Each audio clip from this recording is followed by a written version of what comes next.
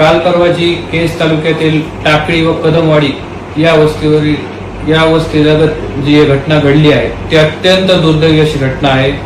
या घटनेचा आम्ही सर्वप्रथम निषेध करतो व स्वर्गीय विलास घुले यांना देखील भावपूर्ण श्रद्धांजली अर्पण करतो। ही त्यांची जी हत्या झाली आहे ही हत्या कशा पद्धतीने झाली, याच्या पाठीमागे काय कारण आहे हे देखील पोलीस प्रशासनाने पाहिलं पाहिजे। या पाठीमागे कोण राजकीय द्वेषापोटी हा कोणी राजकीय दबाव आणून काय कट रचतंय का हे देखील पाहिलं पाहिजे। या ठिकाणी या गुन्ह्यामध्ये माझं नाव यामध्ये घेतलं जात आहे, हा खरोखरच यामध्ये माझं नाव येतंय का हे पोलीस प्रशासनाने पाहिलं आहे। 20 जून 2026 वार शनिवार रोजी माझे पूर्ण सीसीटीव्ही फुटेज व माझं या ठिकाणी पाहिले गेले आहे। मी सकाळी 9 वाजता घरून माझ्या पवनसुत निवासावरून निघालो व एडेश्वरी साखर कारखाना युनिट 1 या ठिकाणी पोहोचलो।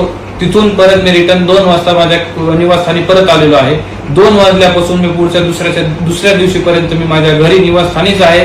याची देखील सीसीटीव्ही फुटेज एसपी साहेबांनी असेल, पोलीस प्रशासनाने असेल, यांनी सर्वांनी पाहिली आहे। याची देखील फुटेज आहे। दुसरा विषय म्हणजे त्या ठिकाणी ज्या ठिकाणी ही घटना घडली त्या ठिकाणी माझी थार गाडी गेली आहे असं देखील आरोप केले जातात। पण मी आपल्या सर्वांना सांगू इच्छितो की माझी थार गाडी देखील त्या तारखेला 20 तारखेला पूर्ण दिवसभर माझ्या पार्किंग मध्ये उभा होती, हे देखील सीसीटीव्ही फुटेज मध्ये क्लिअर दिसत आहे। त्याच्यामुळे पोलीस प्रशासनाला देखील विनंती आहे, जर कुठे तुम्हाला मला बोलवायचं असेल तर मी देखील त्या ठिकाणी यायला, आपल्या सर्वांशी संवाद साधायला मी त्या ठिकाणी उपस्थित राहू शकतो। जर तो माझ्यावर कोण आरोप करत असतील तरी त्या आरोपाला मी सामोरे जाऊन आपल्या सर्वांची पोलीस प्रशासन ज्या ठिकाणी मला बोलवेल त्या ठिकाणी येऊन मी आपल्या प्रश्नांना उत्तर द्यायला तिथे हाजीर असेल। कुठल्या तरी राजकीय द्वेषापोटी माझं नाव यामध्ये घेतलं जातंय का हे देखील बघितलं पाहिजे।